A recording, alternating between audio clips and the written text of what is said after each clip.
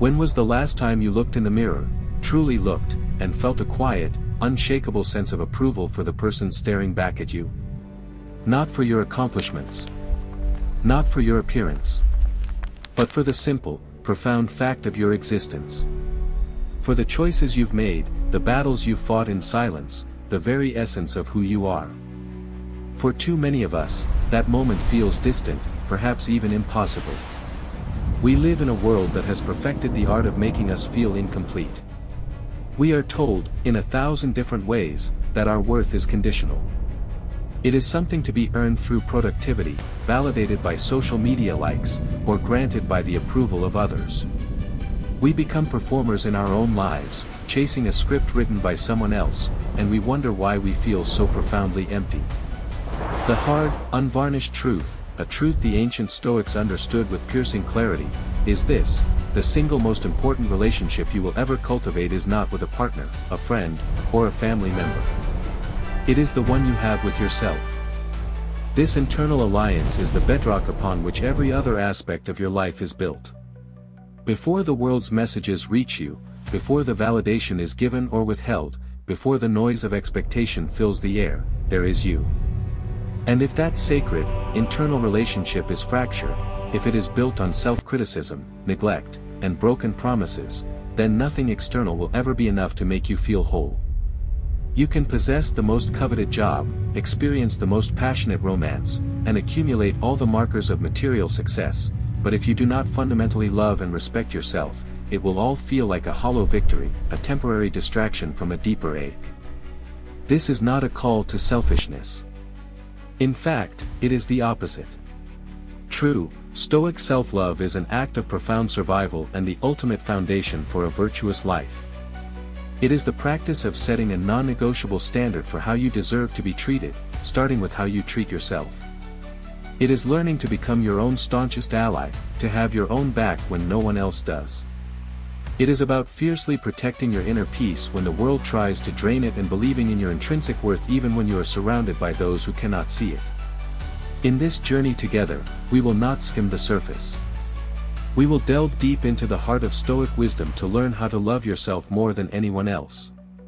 Not in a way that isolates you from the world, but in a way that makes you stronger, calmer, and more capable of genuine connection. We will learn to forge an unbreakable vow with ourselves. Because once you stop abandoning your own soul, you will, as a natural consequence, stop accepting less than you deserve from everyone and everything else. This is the path to true freedom. Section 1, The Inner Citadel, Forging an Unbreakable Relationship with Yourself. The great Stoic Emperor Marcus Aurelius spent a significant portion of his life on the brutal front lines of war, surrounded by death, political intrigue, and immense pressure. Yet, he is remembered not for his conquests, but for the profound tranquility of his mind. How was this possible? He achieved it through a daily, disciplined practice of turning inward, of conversing with himself. His famous work, Meditations, was never intended for publication. It was his private journal, a dialogue with his own soul. It was where he built and fortified what the Stoics called the inner citadel, that unbreachable fortress within the mind where one's peace resides, safe from the chaos of the external world. Your journey to radical self-love begins here, in the construction of your own inner citadel. And its foundation is built upon the quality of your internal dialogue. Most people exist in a state of civil war with themselves. Their minds are a constant battlefield. The inner critic acts as a relentless general, launching attacks of self-doubt, replaying past failures on an endless loop, and whispering insidious lies: "You're not good enough. You'll never succeed. Look at what you did wrong again." We would never tolerate a friend or a partner speaking to us with such contempt, yet we allow this voice to dictate our internal reality day after day. This is the first betrayal. The first crack in the foundation of self-love. To build a loving relationship with yourself, you must fundamentally change the way you speak to yourself. This isn't about blind, vapid positivity. Stoicism is rooted in reality, not fantasy. It is about replacing destructive criticism with constructive, rational self-guidance. When you make a mistake, instead of the automatic lash of, "I can't believe I did that, I'm such an idiot," you must learn to pause. Pause for emphasis. Take a breath. And respond as a wise and compassionate mentor would, "That was an error in judgment. What can I learn from this so I do not repeat it? This does not define my worth, it is simply data for my growth." This shift in language is not a minor tweak, it is a revolutionary act. The words you repeat to yourself are the architectural blueprints of your mind. They shape your beliefs, and your beliefs shape your actions. Marcus Aurelius constantly reminded himself of his principles, writing them down again and again, not because he was forgetful, but because he understood that the mind must be actively guided toward reason and away from destructive patterns. But self-love, in the Stoic sense, is more than just a gentle inner voice. It is forged in the fire of kept promises.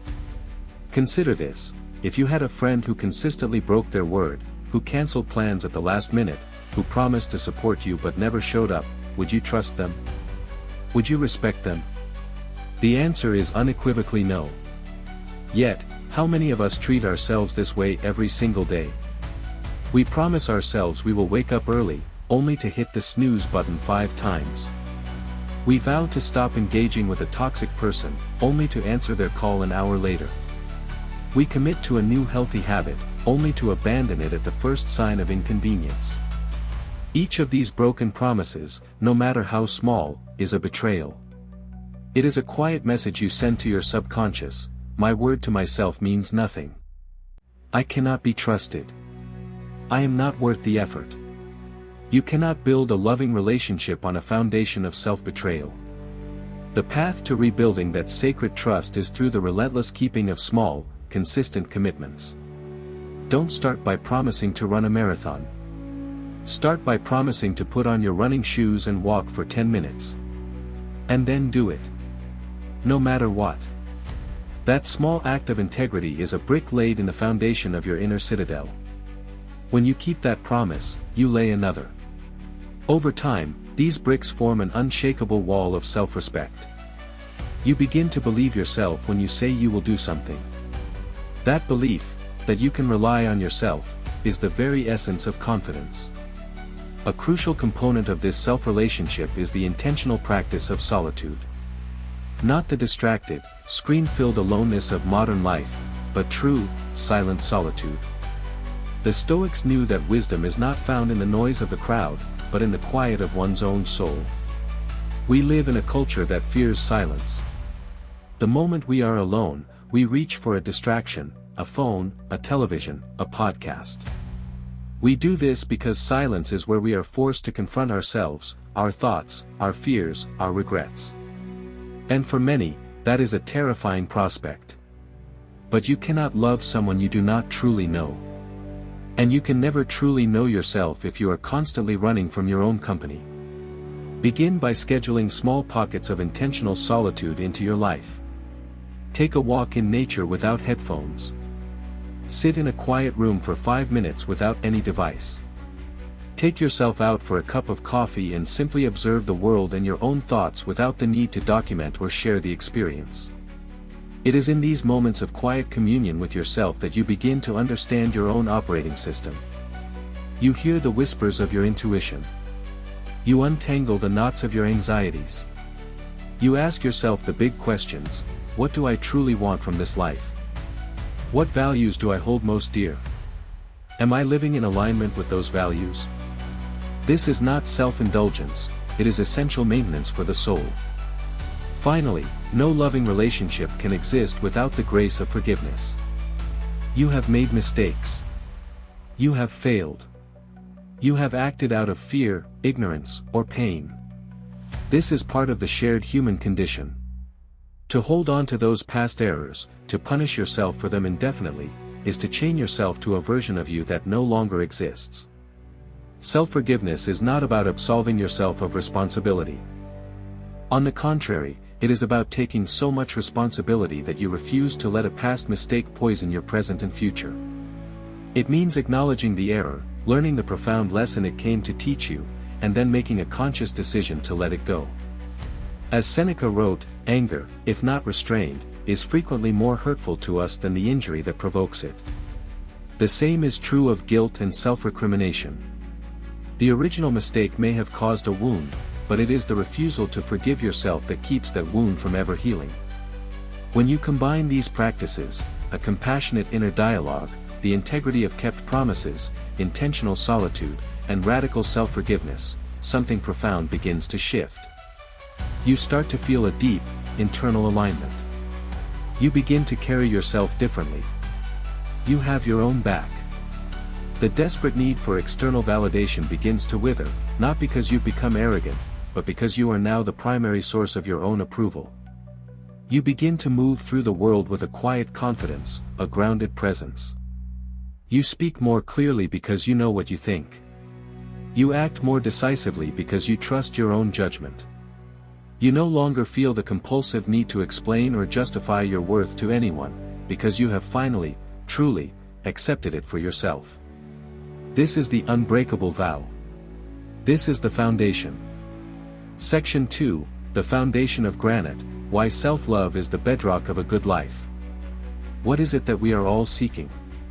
If you strip away the layers of societal conditioning, the specific goals, the material desires, what lies at the core of the human endeavor? The Stoics would call it eudaimonia. This Greek word is often translated as happiness, but that translation is woefully inadequate. Eudaimonia is not a fleeting emotion. It is not the giddy high of a new purchase or the temporary thrill of a compliment. Eudaimonia means human flourishing. It is a state of being that is characterized by virtue, reason, and a deep, abiding sense of inner tranquility. It is the good life. And here is the radical truth that modern society has largely forgotten: eudaimonia is impossible to achieve without self-love as its foundation. Imagine trying to build a magnificent skyscraper on a foundation of sand. You could have the most brilliant architectural plans, the finest materials, and the most skilled builders. The structure might rise, and for a time, it might even look impressive from a distance. But at the first sign of a storm, the first tremor of the earth, the entire edifice will collapse into ruin. This is the fate of a life built without a stable inner self. We are taught to chase external markers of happiness, the promotion, the perfect relationship, the beautiful home, the social status. And these things can, for a time, bring pleasure and excitement.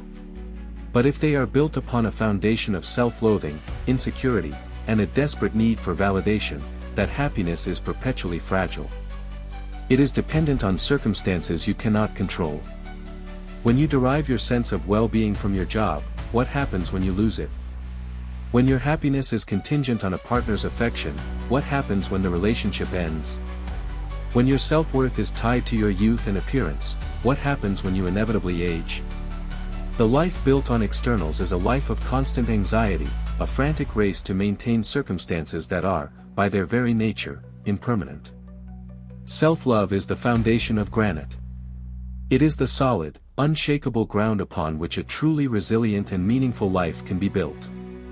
When you possess a fundamental sense of your own worth, a worth that is not conditional on your performance, your appearance, or the opinions of others, you become the source of your own stability.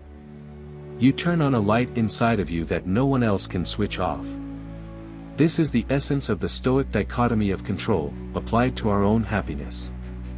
Epictetus taught that we must distinguish between what is in our power and what is not.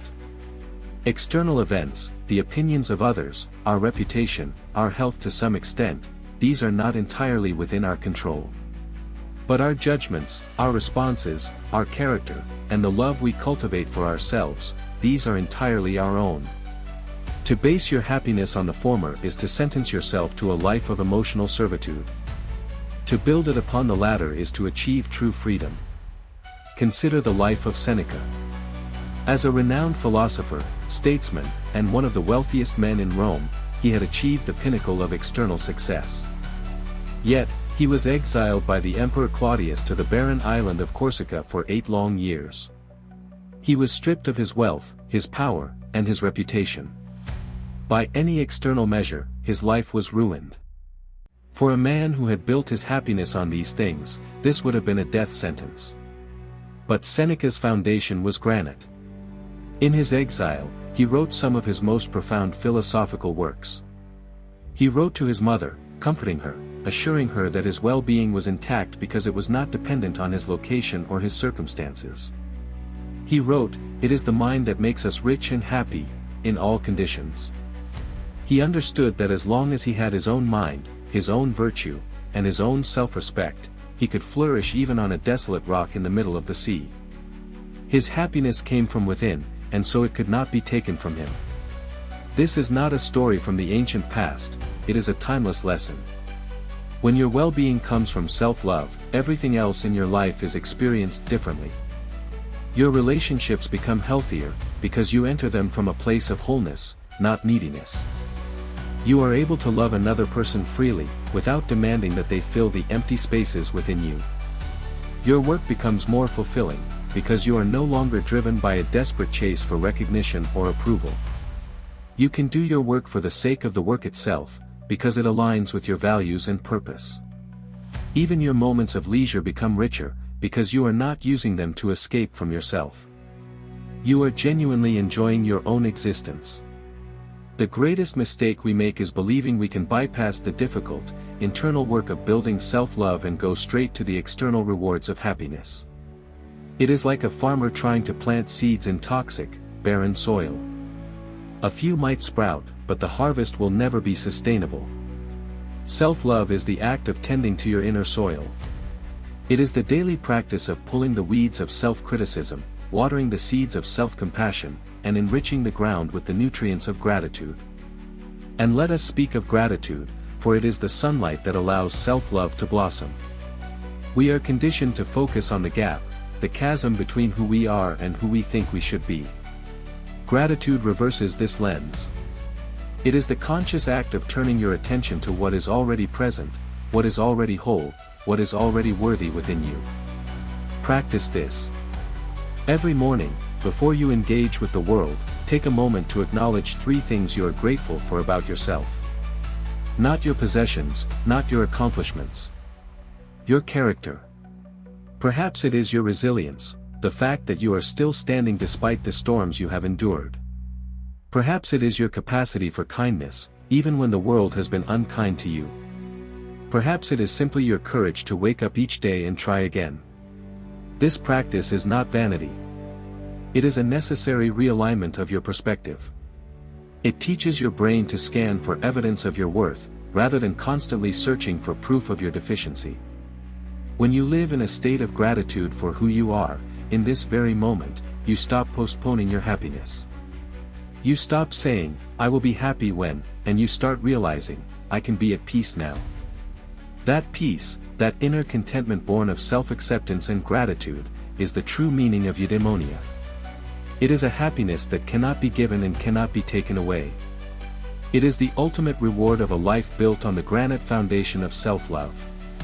Section 3, Guarding the Gates, the Stoic Art of Boundaries and Saying No. Imagine your mind and your energy as a sovereign nation. This nation has borders, resources, and a capital city, your inner citadel. As the ruler of this nation, your primary duty is its protection and wise governance. Now, what kind of ruler would you be if you left the borders unguarded, allowing anyone and everyone to cross at will, plunder your resources, and cause chaos in your capital? You would be a failed leader, and your nation would soon fall into ruin. This is precisely what happens when we live without boundaries. We allow the demands, expectations, and emotional states of others to invade our internal territory, depleting our most precious resources, our time, our energy, and our peace of mind. The Stoic virtue of temperance, or self-control, is not merely about resisting sensual pleasures. In a modern context, its most crucial application is in the setting and maintaining of personal boundaries. Boundaries are not the hostile walls we imagine them to be. They are not acts of selfishness or rejection. In the Stoic view, boundaries are a rational and necessary expression of self-respect. They are the carefully guarded gates to your inner nation, and you are the sole gatekeeper. The guilt we so often feel when setting a boundary is not an indicator that we are doing something wrong. It is the phantom pain of breaking a long-held, unhealthy pattern. Many of us were conditioned from a young age to be people pleasers. We were taught that our value lies in our utility to others, in our agreeableness, in our willingness to say yes even when our entire being is screaming no. This conditioning creates a deep-seated fear, the fear that if we set a boundary, we will be seen as difficult, unkind, or selfish. We fear that we will be rejected or abandoned. But a Stoic confronts this fear with logic. As Epictetus would argue, the opinions and reactions of others are external to us, they are not within our control. What is within our control is our own integrity and our commitment to living a rational, self-directed life. A person who truly loves and respects you will honor your boundaries. They may not like them at first, but they will understand that your limits are a necessary part of your well-being. The person who reacts with anger, manipulation, or guilt-tripping when you assert a boundary is revealing something crucial. Their relationship with you was not based on mutual respect, but on their unimpeded access to your resources. Your boundary did not create a problem, it merely exposed a problem that was already there. Consider the common scenario of the energy vampire, the friend or family member who uses you as an emotional dumping ground, who calls only to complain for hours, leaving you feeling drained, heavy, and resentful. Without a boundary, you will continue to answer the phone, listen politely, and sacrifice your own mental peace on the altar of their unresolved negativity. A Stoic approach would be to set a clear, compassionate, but firm boundary. You might say, I care about you deeply, and I am here for you, but I only have 15 minutes to talk right now. Or, I can feel that this is weighing heavily on you, but I don't have the emotional capacity to discuss this topic today. Can we talk about something else? Notice that these statements are not attacks. They are clear, honest declarations of your own limits. The initial discomfort of saying these words is the short-term price you pay for the long-term freedom of a protected inner world. This leads us to the most powerful tool in the arsenal of boundary setting, the simple, two-letter word, no. Learning to say no without a lengthy apology or a fabricated excuse is a superpower. Every time you say yes to something that does not align with your values or that depletes your energy, you are implicitly saying no to something that does matter: your rest, your personal projects, your time with loved ones, your sanity. Your energy is a finite currency. You are given a certain amount each day. You cannot afford to spend it thoughtlessly on every request and demand that comes your way. Saying no is not an act of rejection, it is an act of strategic allocation.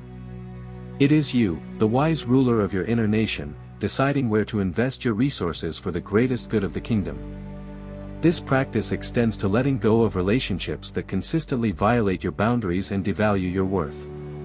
Holding on to a person who consistently disrespects you, dismisses your feelings, or takes you for granted is an act of self-abandonment. You are, in effect, telling yourself that their comfort is more important than your self-respect. The Stoics were realists. They understood that we cannot control how others behave. But we can, and must, control who we allow to have access to our lives. Letting go of a toxic relationship is the ultimate boundary. It is a declaration that the gates to your inner nation are now closed to those who would seek to harm it. The process is not easy. It can be painful.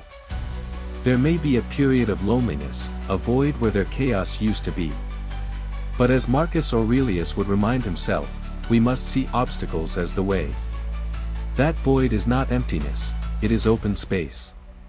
It is the space you need to heal, to reconnect with yourself, and to eventually allow in new relationships that are built on the solid ground of mutual respect. Begin this practice today. Identify one area in your life where your boundaries are weak. Is it with your time at work? Your emotional energy in a particular friendship? Your physical space at home? Choose one small, manageable boundary to set. Write it down. Rehearse saying it out loud. Then, when the moment comes, state it clearly and calmly. Do not apologize. Do not over-explain. Simply hold the line. The momentary discomfort you feel is the feeling of growth. It is the feeling of you, the ruler, finally stepping up to guard the gates. And with each boundary you successfully hold, the walls of your inner citadel become stronger, your resources become more abundant, and your peace becomes truly, unshakably your own. Section 4, The Currency of Action, Building Unshakable Confidence and Internal Validation. What is confidence? We think of it as a feeling, a magical state of being that some people are born with and others are not. We wait for it to arrive before we take action. We tell ourselves, once I feel confident, I will apply for that job. Once I feel confident, I will speak up in that meeting. Once I feel confident, I will start that project. This is one of the most pervasive and paralyzing lies we tell ourselves. The Stoics would see this logic and immediately identify it as a profound error in judgment. Confidence is not a prerequisite for action. Confidence is the result of action. You do not act because you are confident. You become confident because you have acted, repeatedly, and have gathered a mountain of evidence that you can trust yourself. Confidence is not a feeling, it is a reputation you build with yourself. This reputation is built upon the currency of kept promises. Every single time you tell yourself you are going to do something and then you follow through, you make a deposit into your confidence account. When you commit to waking up at 6 a.m. and your feet hit the floor the moment the alarm sounds, that's a deposit. When you promise yourself you'll go to the gym after work, and you walk through those doors even when you're exhausted, that's a deposit. When you decide to finish a difficult task you've been procrastinating on, and you see it through to completion, that's a massive deposit. Conversely, every broken promise is a withdrawal. Hitting the snooze button, making an excuse, giving up when it gets hard, these actions deplete your account, leaving you in a state of self-doubt and insecurity. The people we perceive as confident are simply those who have made more deposits than withdrawals over a long period. They have an ironclad reputation with themselves. They know, from a history of consistent action, that when they decide to do something, it gets done. This is where the Stoic virtue of courage comes into play. Courage is not the absence of fear. Courage is acting in spite of fear. It is the willingness to step into discomfort for the sake of a greater principle. The person waiting for confidence is waiting for the fear to disappear. But the fear will never disappear completely. The courageous person, the person who builds genuine confidence, acts anyway. They feel the fear and do it anyway. That action, that small step into the unknown, is the ultimate proof to themselves that they are stronger than their doubts. This brings us to the crucial concept of internal validation. We live in a society that has outsourced its sense of worth. We post a photo and then anxiously refresh the page, measuring our value by the number of likes it receives. We complete a project at work and feel hollow until our boss praises us. We make a decision and then second-guess ourselves until a friend reassures us it was the right one. This is a recipe for a fragile existence. As Epictetus warned, if you want to improve, be content to be thought foolish and stupid. To build something meaningful, to act on your own principles, you will inevitably face moments of misunderstanding, criticism, or simple indifference from the outside world. If your motivation is dependent on external applause, you will give up at the first sign of silence. The Stoic path is to shift your locus of validation from the external to the internal. You must become your own primary judge, and your metric for success must be effort and integrity, not outcomes or applause. Did I do what I said I would do today? Did I act in accordance with my values? Did I give my best effort, regardless of the result? These are the questions that build an internal scoreboard. When you live by this internal scoreboard, you become free. You can receive praise gracefully, without becoming addicted to it. You can receive criticism thoughtfully, without being crushed by it. Your emotional stability is no longer tied to the unpredictable whims of others. It is anchored to the one thing you can control, your own actions. This concept of self-worth through action is connected to the Stoic idea of self-care. Modern self-care is often framed as indulgence, bubble baths, spa days, and treats. While rest and pleasure have their place, Stoic self-care is more akin to the disciplined maintenance of a warrior's equipment. You care for your body not as an act of hedonism, but because your body is the vessel that carries your mind and allows you to perform your duties in life. You care for your mind not by avoiding difficult thoughts, but by engaging with them through journaling and reflection. Therefore, Stoic self-care is an act of discipline. Eating a nourishing meal when you'd rather have junk food is an act of self-care. Going to bed on time to ensure you are rested for the challenges of tomorrow is an act of self-care. Exercising your body even when you lack motivation is an act of self-care. Each of these disciplined actions is a deposit in your confidence account. It is you telling yourself, I am worthy of being cared for. I am worthy of the effort it takes to be strong and resilient. Consider the life of Cato the Younger, a Roman statesman and a paragon of Stoic virtue. He was known for his unshakable integrity. He acted on his principles, regardless of political pressure, public opinion, or personal danger. His confidence did not come from his popularity, he was often in the minority. It came from his absolute alignment with his own internal code. He knew what he stood for, and he acted on it, consistently. His reputation with himself was flawless. That is the source of unbreakable confidence. You can begin building this today. Choose one small, insignificant promise to make to yourself. It could be to drink a glass of water first thing in the morning, to read one page of a book, or to not check your phone for the first 30 minutes of the day. Then, keep that promise. The next day, do it again. Stack these tiny bricks of integrity, one on top of the other. Do not announce your intentions. Do not seek praise for your efforts. Let this be a silent contract between you and yourself. The action is the reward. The kept promise is the validation. Over time, you will find that the voice of self-doubt grows quieter, replaced by a calm, steady certainty. The certainty that you are a person who does what they say they will do.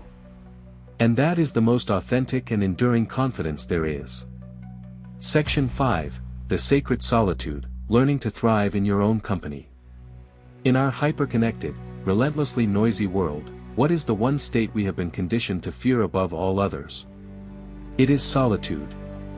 We treat being alone as a problem to be solved, a void to be filled as quickly as possible. The moment we find ourselves without company, we reach for our phones, drowning the silence in a deluge of podcasts, videos, and social media feeds. We are, in essence, terrified of our own company. But for the Stoics, and for anyone on the path to genuine self-love, learning to not just tolerate but to thrive in solitude is an essential, non-negotiable skill.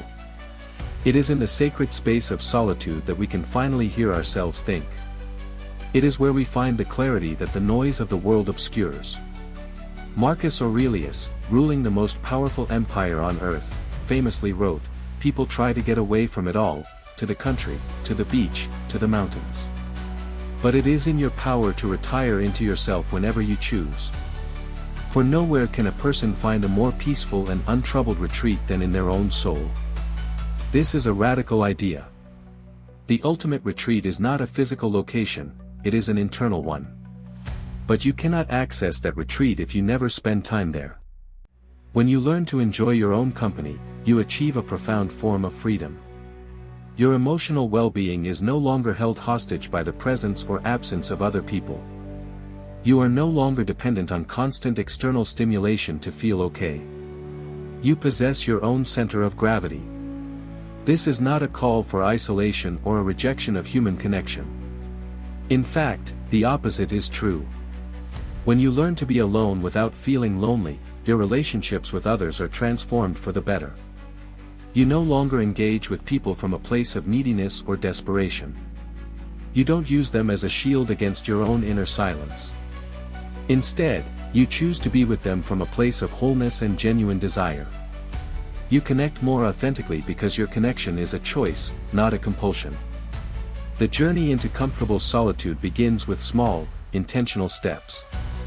It might start with a simple decision to go for a walk and leave your headphones at home.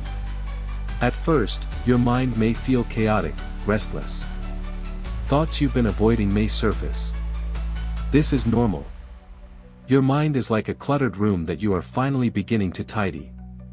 Simply observe the thoughts without judgment. Let them come and go. Next, try taking yourself on a solo date.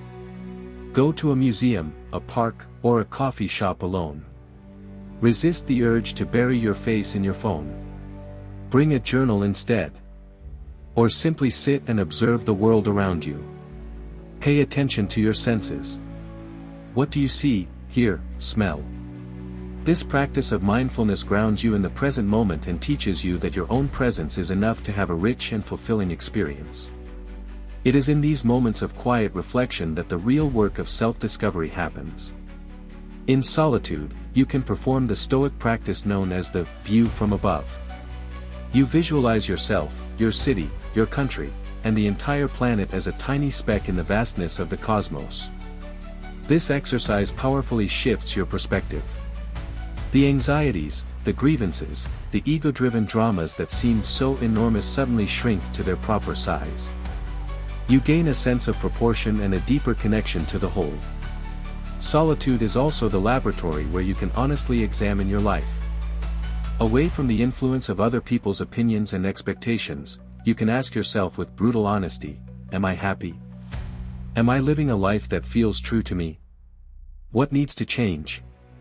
The clarity that emerges from this kind of deep, uninterrupted reflection is priceless.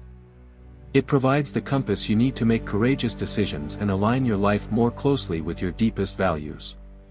There is a profound psychological shift that occurs as you become more comfortable with yourself. You begin to trust your own judgment more. If you can't stand to be alone with your own thoughts, how can you ever truly rely on your own counsel?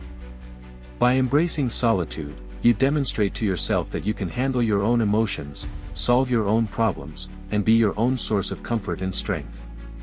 If the idea of being alone still feels daunting, ask yourself why. Is it because you dislike the thoughts that arise? Is it because you have so enmeshed your identity with others that you are not sure who you are without them? Or is it simply because you have never been taught that your own company is a precious gift? Whatever the reason, know that it is a learned pattern, and it can be unlearned. It can be replaced with a quiet, joyful self-reliance that comes from knowing you are your own best friend. The ultimate truth is this: if you can learn to genuinely enjoy your own company, you will never be truly lonely again. People will come and go. Circumstances will change. But you will always possess a steadfast, reliable sanctuary within your own soul. And that is a power, a peace, and a freedom that no one can ever take from you. Section 6, The Grace of Letting Go, the Stoic Path to Self-Forgiveness. Of all the heavy burdens we carry through life, which is the most useless and the most corrosive? It is the weight of our own past mistakes. We stay awake at night, replaying our failures like a horror film on a loop. We cringe at the memory of words said in anger, opportunities missed through fear, and choices made from a place of weakness. We become our own harshest jailers, sentencing ourselves to a lifetime of regret for crimes the rest of the world has long forgotten. Self-forgiveness is one of the most challenging and most necessary acts of self-love. It is not about pretending a mistake didn't happen. It is not about letting yourself off the hook. It is the exact opposite. It is about taking full, radical responsibility for your past actions, extracting every ounce of wisdom they have to offer, and then making a conscious, courageous decision to no longer allow them to define your present. The Stoics would view the refusal to forgive oneself as a form of resistance to reality. The past is what Epictetus would classify as an external. It is beyond our control. It is as fixed and unchangeable as the laws of physics. To spend your precious present moment energy wishing it were different is, from a Stoic perspective, an act of profound irrationality. It is like shouting at the rain to stop. You only exhaust yourself and get wet. The Stoic principle of amor fati, the love of one's fate, is the ultimate framework for self-forgiveness. It is the practice of not just accepting, but embracing everything that has happened in your life, the good, the bad, and the ugly, as a necessary part of your journey. Your mistakes are not blemishes on your story, they are essential chapters. They are the crucibles in which your character was forged. To love your fate means you must also love the missteps that led you to where you are now, because without them, you would not possess the wisdom and strength you have today. So, how do we practice this difficult art? The process begins with unflinching honesty. You must be willing to look at your mistake without the distorting lens of justification or rationalization. Write it down.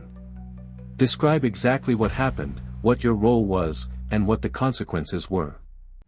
Face the discomfort of the truth head-on. As Seneca advised, we must treat our own souls as a physician would, probing the wound to understand its nature before we can heal it. Once you have taken full ownership, the next step is to reframe the mistake not as a character indictment, but as an error in judgment. The Stoics believed that no one does wrong willingly. We make mistakes because of ignorance, fear, or passion, flawed judgments about what is good. You are not a bad person. You are a human being who, at a particular moment, with the knowledge and emotional state you possessed at the time, made a poor choice. This distinction is crucial. It separates your inherent worth from your past actions. From this perspective, the mistake becomes a teacher. Ask yourself, what did this experience force me to learn? What weakness did it reveal that I can now work to strengthen? How can I use this knowledge to become a wiser, more compassionate person? When you approach your failures with this mindset, you transform them from sources of shame into sources of fuel. You are not defined by the fall, you are defined by your ability to get up and learn from it.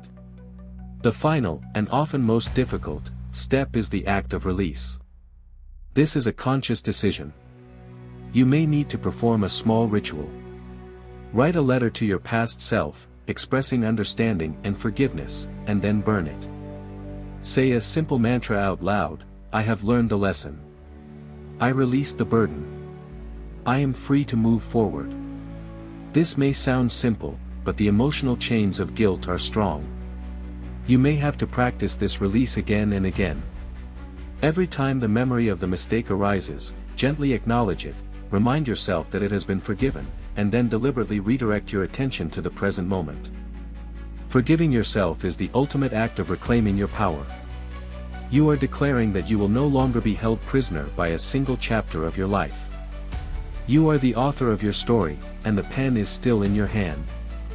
You have the power to write a new chapter, one defined by the wisdom you have gained, not by the pain you have endured. Ask yourself this, if a friend whom you loved dearly made the same mistake you did, and if they were filled with genuine remorse and a desire to grow, would you demand that they live in shame for the rest of their lives? Or would you offer them grace, encouragement, and the chance to begin again? You must learn to offer that same grace to yourself. It is not denial. It is not weakness. It is the highest form of self-respect. It is the unbreakable vow you make to yourself that your future will not be a repetition of your past. It is the ultimate freedom. Conclusion, the journey home. We have journeyed together through the ancient, sun-drenched corridors of Stoic thought, seeking not dusty relics of philosophy, but timeless, practical tools for the art of living. We have learned that to love yourself more than anyone else is not an act of arrogance, but the most fundamental act of self-preservation and the very source of a virtuous life. It is a disciplined, daily practice. It is the quiet courage to fortify your inner citadel through a compassionate inner dialogue and promises kept. It is the wisdom to build your happiness on the granite foundation of your own character, not the shifting sands of external circumstance. It is the strength to guard the gates of your mind with firm and gentle boundaries. It is the integrity to build your confidence not on the flimsy praise of others, but on the solid currency of your own consistent actions. It is the peace you discover in the sacred silence of your own company. And it is the profound grace you grant yourself to let go of the past and begin anew, again and again. This is the Stoic path to self-love. It is not easy. It does not promise a life free from pain or difficulty. But it does promise something far more valuable, a life in which you are your own staunchest ally, your own wisest counselor, and your own most reliable source of peace. It promises a life where you are no longer at war with yourself, but are finally, blessedly, home. The world will continue to be loud. It will continue to demand, to judge, and to distract. But it will no longer have the power to shake you. Because your foundation is no longer out there, in the chaotic whirlwind of circumstance. It is within you. Unbreakable. Unshakable. Your own. The journey does not end here. This is only the beginning. Every morning presents a new opportunity to practice, to strengthen your resolve, and to live in deeper alignment with the person you were always meant to be. If this journey has resonated with you, if a spark of recognition was lit within your soul, then help us share this light with others. Like this video to let us know that these ancient lessons still hold power today. Share your own story or your biggest takeaway in the comments below. Your wisdom may be the very thing someone else needs to hear to begin their own journey. And if you are committed to walking this path of inner strength and quiet resilience, make sure you subscribe to Be Audio and turn on notifications. We are a community dedicated to exploring the profound depths of Stoic philosophy and applying it to the challenges of our modern lives. The road ahead is long, but you do not have to walk it alone. Thank you for joining us. Now, go forth and honor the unbreakable vow you have made to yourself. Live well.